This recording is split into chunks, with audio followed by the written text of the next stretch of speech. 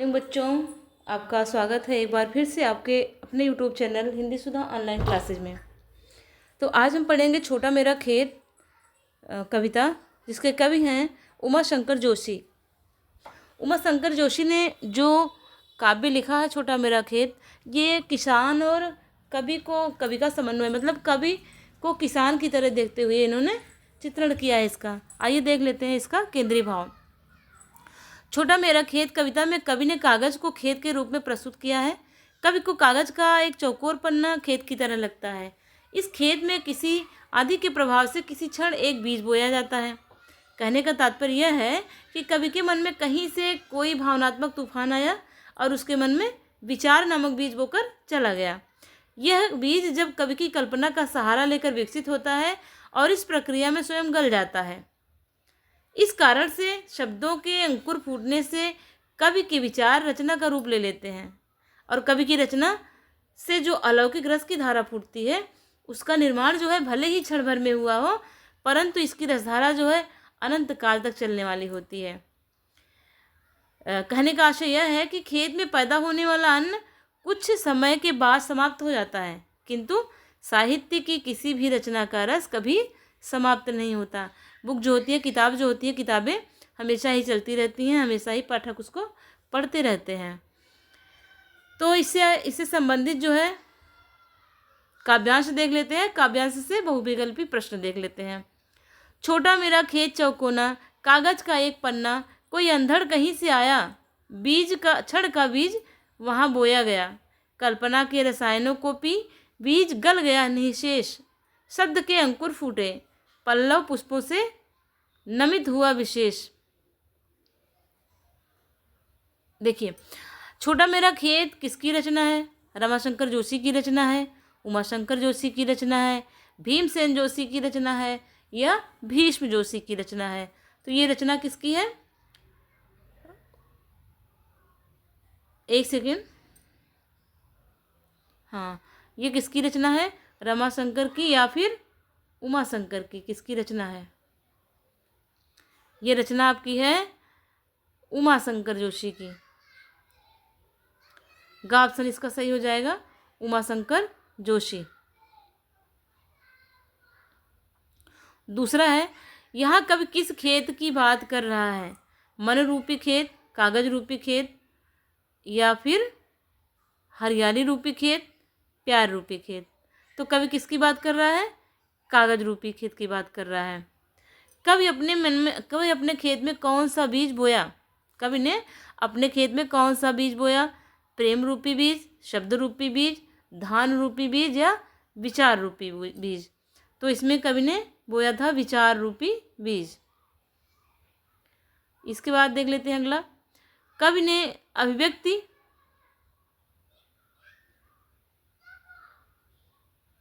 एक सेकेंड। कवि ने अपने खेत में कौन सा बीज बोया? तो इसका ऑप्शन नंबर ग सही है, शब्द रूपी बीज बोया था। और कवि ने अभिव्यक्ति रूपी बीज किस पर बोया था?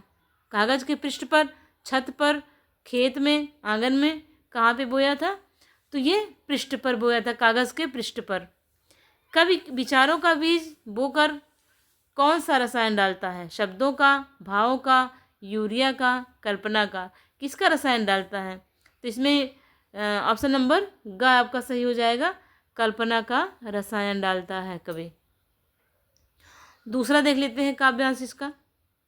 शब्द के अंकुर फूटे, पल्लव पुष्पों से नामित हुआ विशेष, झूमने लगे फल, रस अलौकिक, अमृत धाराएं फूटती, रोपाई क्षण की, कटाई अनंतता की, लुटते रहने से जरा भी नहीं कम होती, रस का अच्छे पात्र सदा का, छोटा मेरा खेत चौकोना।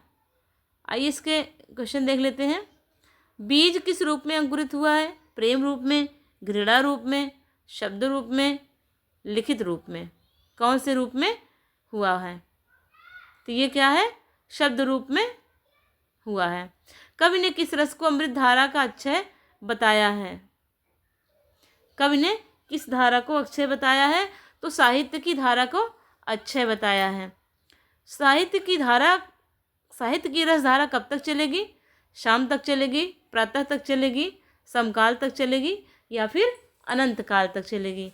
तो ये कविता रूपी जो धारा है ये चलेगी आपकी अनंत काल तक। ग ऑप्शन इसका सही हुआ, अनंत काल।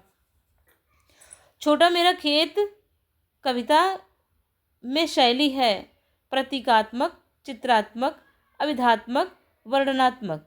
तो ये प्रतीकात्मक है, प्रतीकात्मक शैली में लिखी गई कविता है। छोटा मेरा खेत कविता किसकी कटाई की बात कर रहा है? क्षण की, अंकुर की, फसल की, अनंतता की। तो ये फसल है नहीं, अंकुर की है नहीं, क्षण की नहीं, अनंतता की फसल की कटाई की बात कर रहा है। चलिए इससे कथन पर आधारित, कारण पर आधारित प्रश्न देख लेते हैं। ये कथन है ए, कवि के द्वारा खेत में किसी अंधड़ अर्थात भावनात्मक आदि के प्रभाव से किसी क्षण एक बीज बोया जाता है। यह बीज रचना और विचार और अभिव्यक्ति का हो सकता है। ये दोनों ही ऑप्शन सही हैं। अब देखिए इसमें क, ख, ग, घ 4 ऑप्शन दिए गए हैं। इन चारों में से एक सही होगा जिसमें दोनों सही दिए गए होंगे। तो इसको देख लेते हैं कौन सा सही है। अभिकथन ए सही है जबकि कारण आर गलत है। तो गलत नहीं है, दोनों सही हैं, ये गलत हो गया। कथन ए गलत है जबकि कारण आर सही है, ये भी गलत हो गया क्योंकि दोनों ऑप्शन सही हैं। अभिकथन ए और कारण आर दोनों सही हैं, आर ए की व्याख्या करता है, यही ऑप्शन आपका सही हो जाता है। ग ऑप्शन सही है, तो घा देखने की कोई ज़रूरत ही नहीं है।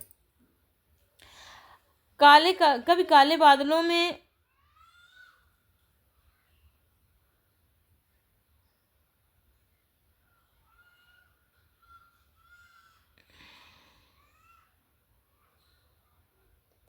देखिए क्वेश्चन आपका अगला हो गया है। बगुलों के पंख, जो नीचे थोड़ी 4 लाइन की कविता दी गई है, उन बगुलों के पंख से एक क्वेश्चन इसमें आ गया है। कभी काले बादलों में उड़ते बगुलों को रोक कर रखने की गुहार लगाता है, उसकी सुंदरता का आनंद लेना चाहता है। इसमें दोनों ही ऑप्शन सही हैं। देखिए कौन सा सही होगा। अभिकथन ए सही है जबकि कारण आर गलत है, ये भी गलत हो गया। अभिकथन ए गलत है जबकि कारण आर सही है, ये भी गलत हो गया। अभिकथन ए और कारण आर दोनों सही है तथा आर ए की व्याख्या करता है, यही ऑप्शन इसका सही हो गया इसमें। इसके बाद तीसरा देख लेते हैं। कवि को कागज का पन्ना एक चौकोर खेत की तरह लगता है जिससे वह कविता नहीं लिखता है, जिसमें वह कविता नहीं लिखता है। देखिए इसमें एक सही है और आर गलत है, तो इसका हो जाएगा अभिकथन ए सही है जबकि कारण आर गलत है। पहले ही ऑप्शन में इसका निश्चय हो गया कि यही ऑप्शन इसका सही है, 3 कारण छोड़ ही देते हैं। इसके बाद इससे क्वेश्चन आंसर जो बनते हैं 2 और 3 नंबर वाले, उनको भी थोड़ा सा देख ही लेते हैं। कवि को खेत का रूपक अपनाने की जरूरत क्यों पड़ी? कवि बताना चाहता है कि कविता लिखना या रचना करना मुश्किल कार्य है। काफ़ी मेहनत करने के बाद और कल्पना करने के बाद ही कुछ कागज़ पर उतर पाते हैं। यही खेती का हाल है। खेत में भी बीज बोने से लेकर कटाई करने तक बहुत मेहनत लगती है। दूसरा क्वेश्चन, शब्द रूपी अंकुर फूटने से कवि का क्या आशय है? कवि का कहना है कि जिस प्रकार खेत में बीज पड़कर कुछ दिनों बाद अंकुर फूटने लगते हैं, उसी प्रकार विचार रूपी बीज पड़ते ही शब्द रूपी अंकुर फूटने लगते हैं। यह कविता की पहली सीढ़ी होती है। अगला देख लेते हैं। कविता लुटने पर भी क्यों नहीं मिटती या खत्म होती? यहाँ लुटने से या से बांटने से है। जब कविता पाठकों तक पहुँचती है तो वह खत्म नहीं हो जाती, बल्कि उसका महत्व और अधिक बढ़ जाता है। ज्यों ज्यों वह पाठकों के पास पहुँचती जाती है, वह और ही विकसित होती जाती है। लौकिक रस की धारा कब फूटती है? जब कोई आंसर देखिए, जब कोई विचार रूपी बीज अंकुरित होकर कविता का रूप धारण कर लेती है तो उसमें आनंद की बहुत सी धाराएं फूटती रहती हैं। यह धाराएं अनंत काल तक बहती जाती हैं। यह आनंद पाठकों को चिरकाल तक खुशी देता है, इसलिए इसे रस को अलौकिक कहा गया है। कवि कागज के पन्ने को खेत क्यों कहता है? कवि को कागज का पन्ना किसी 4 कोने के खेत की तरह लगता है।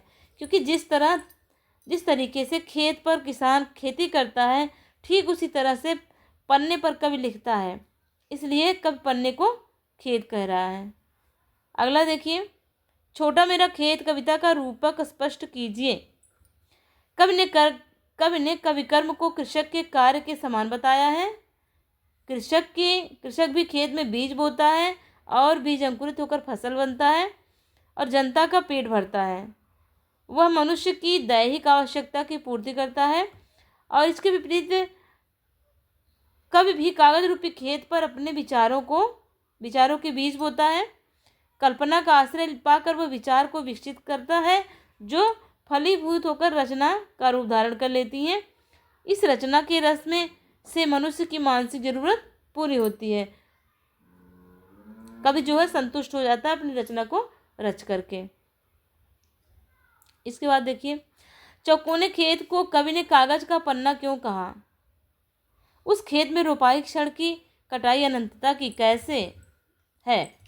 कवि छोटे चौकोने खेत को कागज का पन्ना कहा है, बताता है कि कवि कर्म भी खेती की तरह है। खेती में रोपाई से कटाई तक प्रक्रिया श्रम साध्य होती है। इसी तरह कविता सृजन भी श्रम साध्य का कार्य है। इसमें भी खेती की तरह अनेक प्रक्रियाएं अपनाई जाती हैं। कविता का रस अनंत काल तक आनंद देता है। खेती की फसल का समय निश्चित होता है, पकने पर फसल कट जाती है, परंतु कविता का रस कभी समाप्त नहीं होता। एक क्वेश्चन और देखते हैं। छोटा मेरा खेत कविता के आधार पर खेत और कागज के पन्ने की समानता के 3 बिंदुओं पर प्रकाश डालिए। मतलब कि खेत और ये पन्ना जो है कैसे बराबर दिखाया गया, इसकी समानता पे 3 बताना, 3 समानताएं। देखिए 3 समानता निम्नलिखित है इसकी। खेत व कागज दोनों ही चौकोर होते हैं और दोनों ही समतल होते हैं। दोनों में ही बीज से फसल उत्पन्न होती है। खेत में बीज से तथा कागज में विचार रूपी बीज से। दोनों ही अच्छे पात्र के समान हैं। अगला क्वेश्चन देखते हैं। कवि के विचार रचना का रूप कैसे ले लेते हैं? कवि के मन में कहीं से कोई भावनात्मक तूफान आया और उसके मन में विचार नामक बीज बोकर चला गया। वह विचार नामक बीज कवि के कल्पना नाम सभी रसायन को पी जाता है।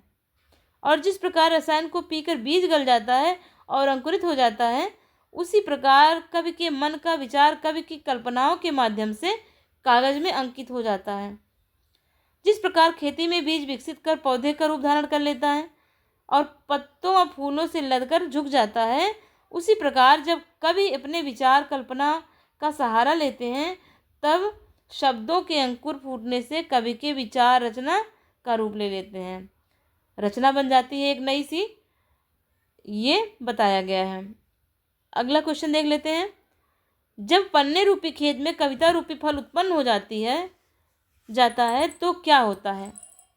जब पन्ने रूपी खेत में कविता रूपी फल झूमने लगता है तो उससे अद्भुत रस की अनेक धाराएं फूटने लगती हैं, जो अमृत धारा की तरह लगती हैं। कवि ने अपनी रचना को पल भर में रचा था, परंतु उससे मिलने वाला फल अर्थात आनंद लंबे समय तक मिलता रहता है। कवि की रचना से मिलने वाला रस आनंद को कोई जितना भी लूट ले, वह कभी भी समाप्त होने वाला नहीं है। वह तो लगातार बढ़ता रहता है। कवि का कविता रूपी खेत छोटा सा है, परंतु उसके रस का पात्र हमेशा भरा रहने वाला है, कभी समाप्त होने वाला नहीं है।